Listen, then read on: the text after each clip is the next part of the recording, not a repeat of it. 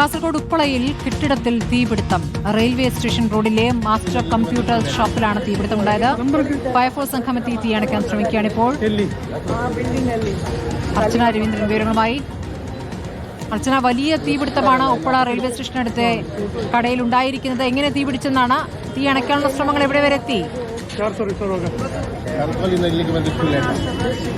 സ്മൃതി, അല്പസമയം മുമ്പാണ് സംഭവം ഉണ്ടായത്. ഉപ്പളയിലാണ് സംഭവം. ഉപ്പള റെയിൽവേ സ്റ്റേഷൻ റോഡിലെ മാസ്റ്റർ കമ്പ്യൂട്ടർ ഷോപ്പിലാണ് ഇത്തരത്തിലൊരു തീപിടുത്തം ഉണ്ടായത്. അതൊരു ബഹുനില കെട്ടിടമാണ്.